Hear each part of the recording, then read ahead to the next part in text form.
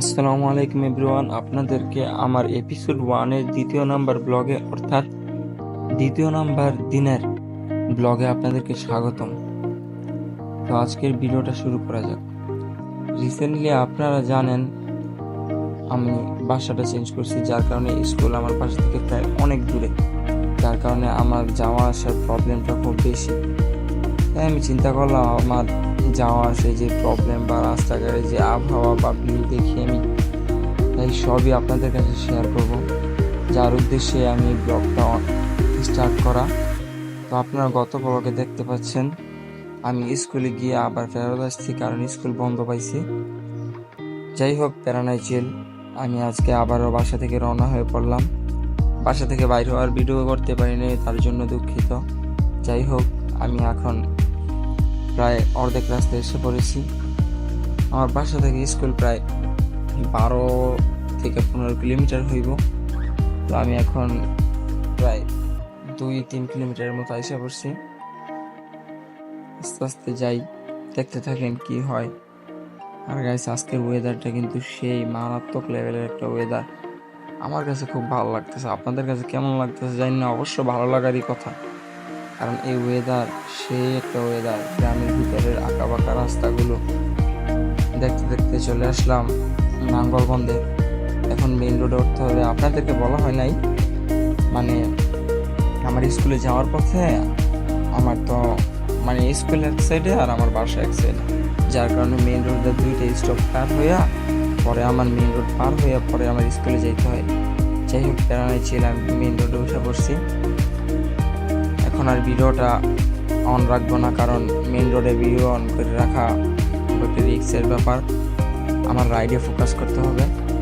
যাই হোক, আপনারা ভিডিওটা এনজয় করেন।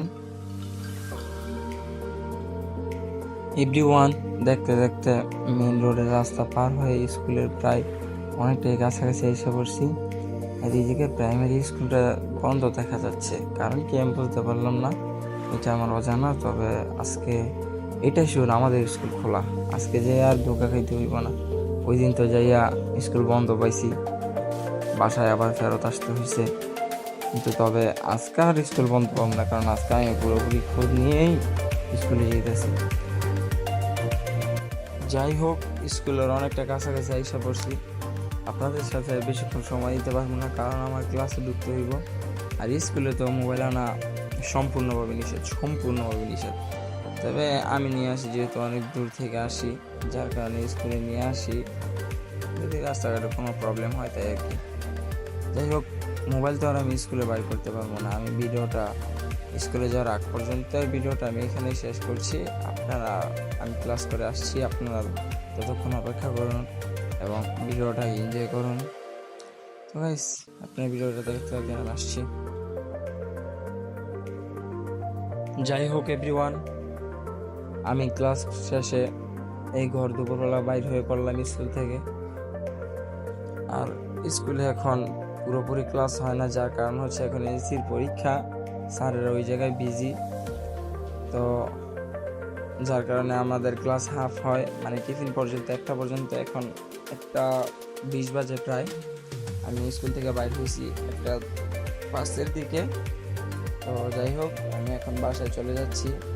আর আপনারা আমাকে দেখে ভাবতেই পারেন যে আমি স্কুলে পড়ি না, কারণ আমাকে দেখে এখন বোঝাই যাচ্ছে না যে আমি স্কুলে পড়ি। এটা স্বাভাবিক, কারণ হচ্ছে আমি তো এই স্কুলে নতুন আসছি, আমি অন্য স্কুলে পড়তাম আগে। যাই হোক, আমি এই স্কুলে নতুন আসছি, যার কারণে এখনও আমার শার্ট প্যান্ট বানানো হয়নি। ড্রেস বানাই দিতেছি, 15 তারিখে ড্রেসটা আসবে। মেইন রোডের কাছাকাছি এসে পড়ছি।